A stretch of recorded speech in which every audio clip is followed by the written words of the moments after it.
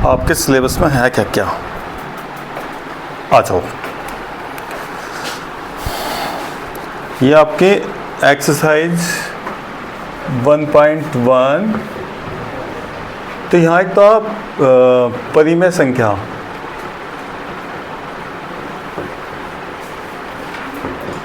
Rational number,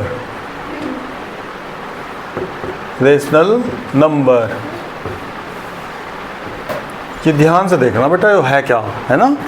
rational number क्या बेटा, rational number, हाँ देखो रेशनल नंबर हो जाए 1/2 -3/4 प्लस माइनस कोई भी संख्या जो अपॉन लिख सकते हो आप, है ना, उसे क्या कहेंगे हम, रेशनल नंबर कहेंगे, परिमेय संख्या कहेंगे। तो इसकी डेफिनेशन क्या है भाई इसकी रेशनल नंबर की बेटा, रेशनल नंबर की डेफिनेशन है इसकी आपकी P/Q की फॉर्म में कोई भी नंबर जो आप लिखोगे तो उसे क्या कहेंगे, रेशनल नंबर। अब रेशनल नंबर को आपकी बुक में कहीं से डिनोट करके आर लिख लो, कोई बात नहीं।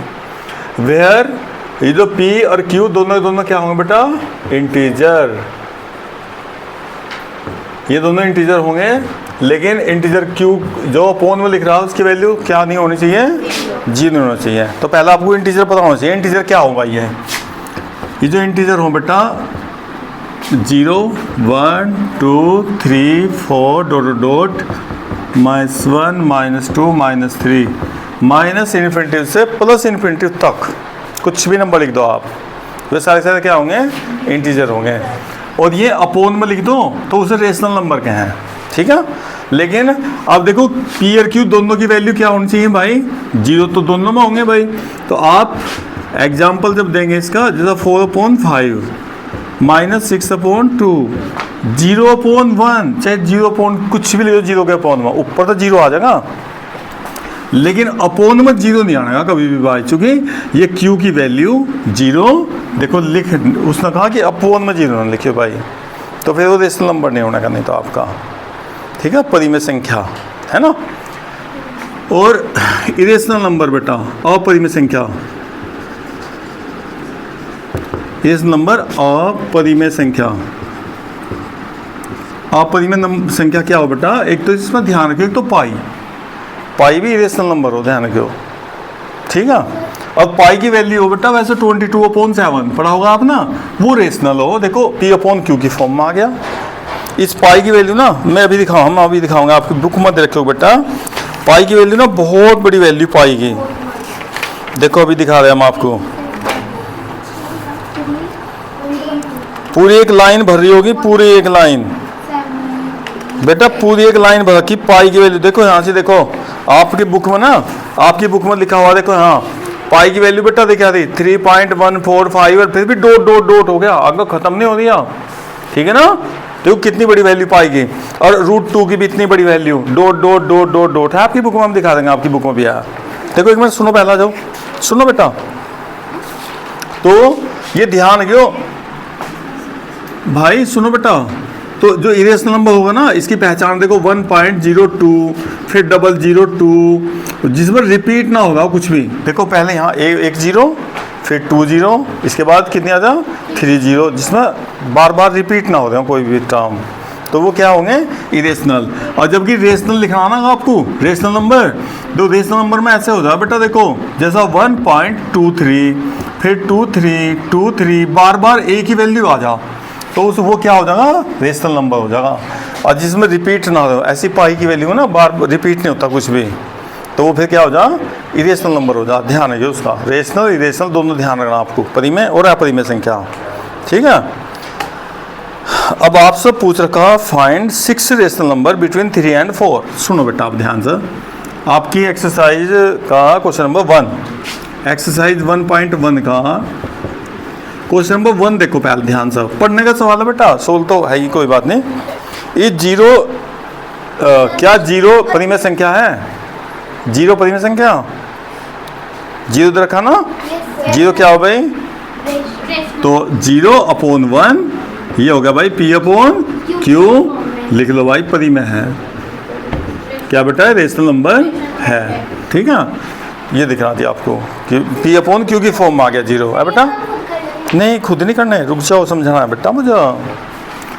क्वेश्चन नंबर 2, देखो भाई, अब 2 में क्या दिया, 3 और 4 के बीच में, सुनो पहले, फिर बहुत सारी बात समझने की। 3 के और 4 के बीच में बेटा रेशनल नंबर लिखना है। और कितने लिखने बेटा, 6। कितने रेशनल नंबर लिखना है, 6। अब एक बात देखो, हम बता रहे हैं आपको बेटा, जैसे 3 और 4 है ना, इसके बीच में 6 नहीं, ये 16 भी हो सका, 16 भी हो सका, 36 भी हो सका, 1 लाख हो सका। 2 नंबर के बीच में कितने रेशनल नंबर हो सकते हैं, पहले तो बात दिमाग में बैठाओ आप। कंफर्म ऐसा हो सका आपके 6 नंबर अलग हों, उनके अलग हों, उनके अलग, इनके अलग, जितने बच्चे हैं ना सबके अलग अलग आ सकते हैं। कभी आप देखो पड़ोसी का भाई, उसने ये लिख रखे रेशनल नंबर, मैंने लिख रखे काट दिया अपना, ऐसा नहीं होने का। क्योंकि इनके बीच में कोई भी 2 नंबर होंगे, उनके बीच में जो रेशनल नंबर होंगे बहुत सारे हैं, उनकी कोई नंबर ऑफ टर्म आप गिन नहीं सकते, ठीक है ना, इतनी संख्या। अब वो आपकी मर्जी, आप कौन से लिख रहे हैं, कौन से नहीं लिख रहे हैं, ठीक है। अब देखो, हम आपके रूल बताऊंगे बेटा, जब भी 2 नंबर कोई भी नंबर दे रखे हो आपको, उनके बीच में आपको रेशनल नंबर निकालने हो, तो क्या करेंगे आप, पहले तो लिखो जितने नंबर निकालने हैं उसका लैंग्वेज में लिखना, ऐसे नहीं लिखना। जैसे 6 को में हम ऐसे लिख सकते थे 6, लेकिन हमने फिर भी SIX 6 लिखा। और फिर क्या करेंगे, 6 जितने भी नंबर होंगे उसमें 1 जोड़ लो, 2 भी जोड़ सको, 3 भी जोड़ सको, नंबर कुछ नहीं है, ऐसा फिक्स कुछ नहीं है कि इसका 1 ही ऐड करना, हम इससे बड़ा करना है। 6 से क्या करना, बड़ा, चाहे 2 जोड़ो इसमें, चाहे 3 जोड़ो, 4 जोड़ो, कुछ भी ऐड करना। 1 जोड़ने से कितना होगा बेटा, जो 7, ये 7 हो गया जी। अब 3 और 4 लिखो बेटा, 7 से मल्टीप्लाई, 7 से डिवाइड, 7 से मल्टीप्लाई, 7 से डिवाइड। अब कितना हो गया, 3 7 जा और 7 चौक 28।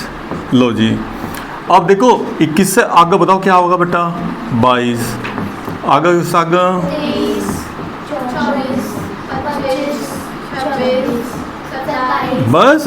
अच्छा 27 में होगा भी तो भाई। लो जी, अब ये देखियो 6 से आगे क्या बेटा बीच में। अगर हम यहाँ कोई बच्चा 2 जोड़ दे तो बेटा 2 जोड़ को भी यहाँ होंगे, लेकिन इससे अलग अलग आ जाएंगे, मैं कोई और आ जाएंगे, आवेंगे वही जो 21 से बड़ा होगा और 28 से छोटा होगा, आवेंगे इनके दोनों के बीच में ही वैल्यू।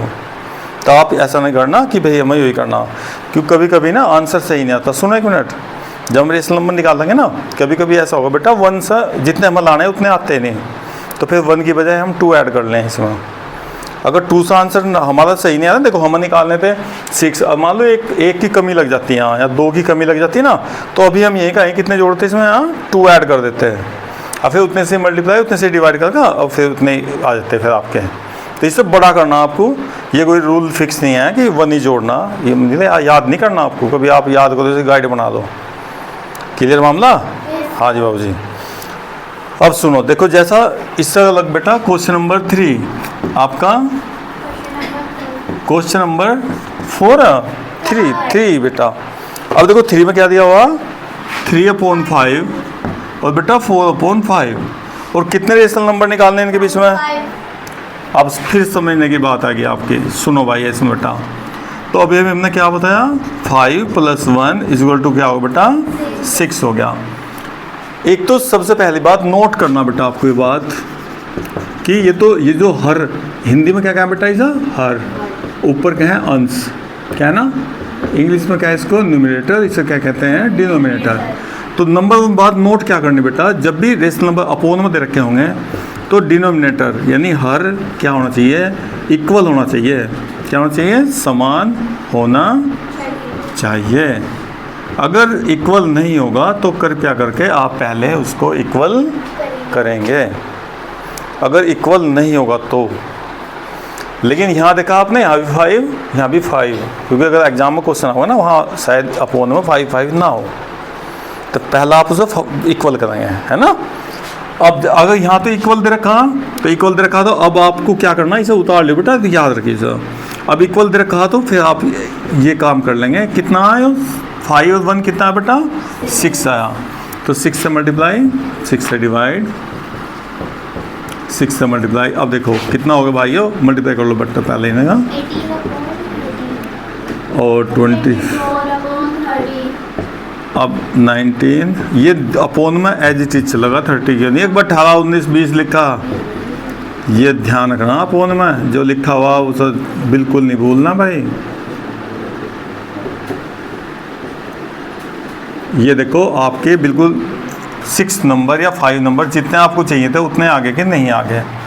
इन सब इन्हें लिखने का आंसर में हम तो आंसर ये चाहिए बीच बीच का इनके बीच में, तो इससे बड़ा हो गया इससे छोटा हो गया। अभी हम देंगे आपको ऐसे ही, अभी आप इसे उतारो पहले और फिर हम आपको ऐसे देंगे क्वेश्चन जो हमने बताया अभी आपको, ठीक है।